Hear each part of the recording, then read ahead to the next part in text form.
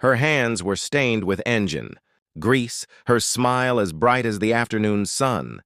She thought she was just helping a stranded driver, a millionaire with a broken-down Mustang.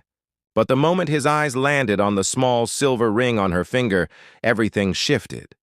The warmth in his face froze. His words turned sharp.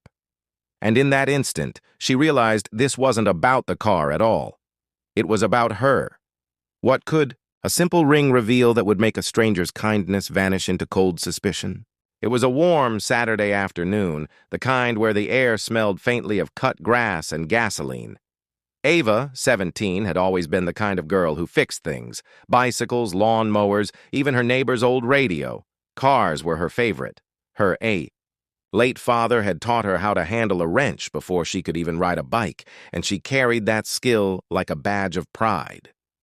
That day, she was on her way back from the auto shop where she worked weekends, her hands still smudged with oil, her hair tied back in a messy knot. Up ahead, a sleek vintage Mustang sat at the side of the road, hood up, steam curling into the sky. She almost kept walking, but something in her gut made her stop. She had no idea that helping the man leaning against that car would pull her into a storm she never saw coming. By the time it passed, it wouldn't just test her skill with an engine, it would test the very way the world saw her. The man by the Mustang was dressed sharp, pressed shirt, polished shoes, gold watch glinting in the sunlight. He introduced himself as Mr. Harrington, his tone polite but clipped.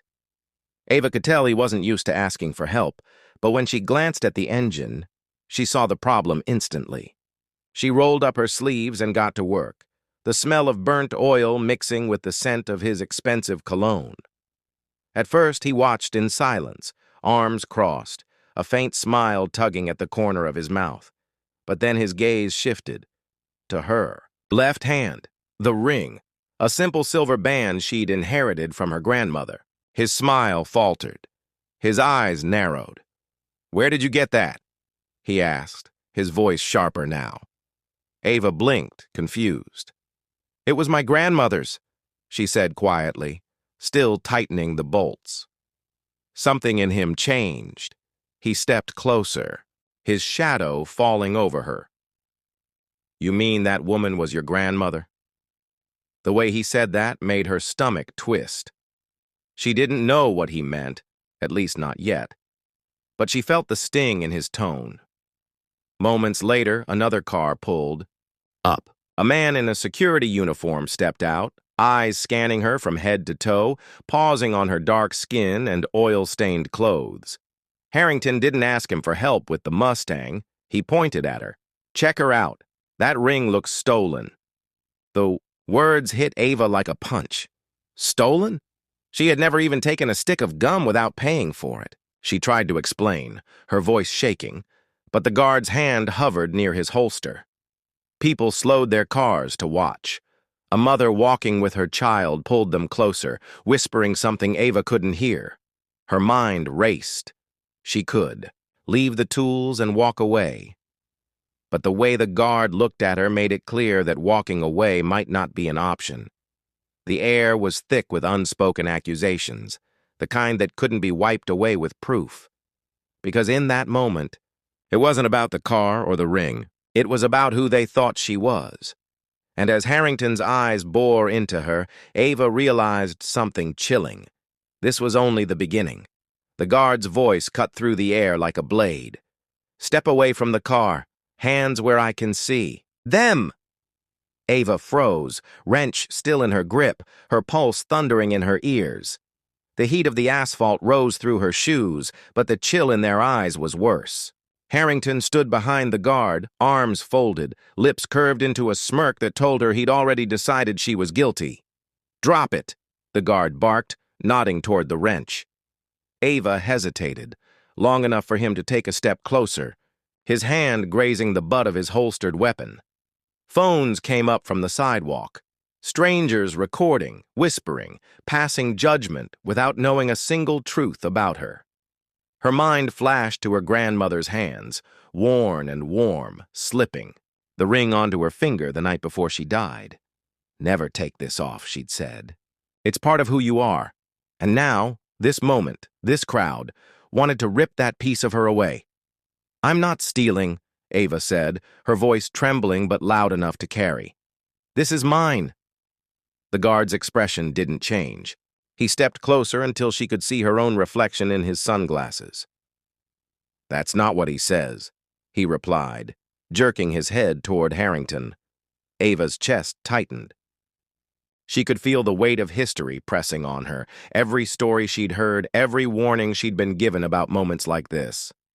One wrong move, one raised voice, and her life could splinter in an instant.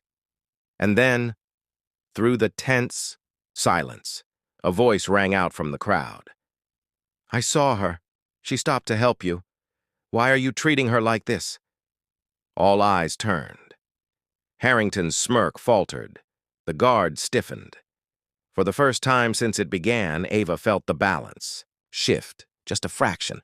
But in a moment like this, even a fraction could mean survival. The guard hesitated, his authority suddenly cracking under the weight of the crowd's eyes. Another voice joined in, then another. People began questioning, recording from closer angles, demanding to know why a teenage girl fixing a car was being treated like a criminal. Harrington muttered something under his breath, but the guard stepped back.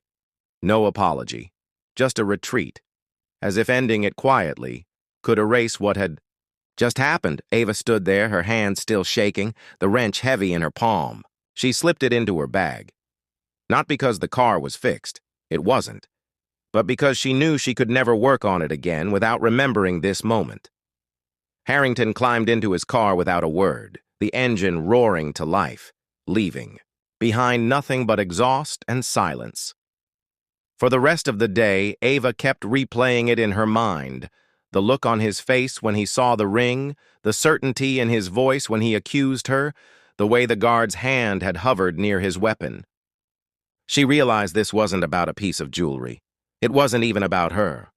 It was about the assumptions written on her skin before she'd even opened her mouth, and that's the weight of it. How something so small, so ordinary, can pull back the curtain on an ugliness that hides in plain sight. Ava walked away that day, but countless others don't. For every story that ends with a crowd stepping in, there are too many that end in silence, in headlines, in grief. So the question remains, how many more Mustangs have to break down? How many more rings have to be questioned before we stop judging the hands that help us by the color of the skin they belong to?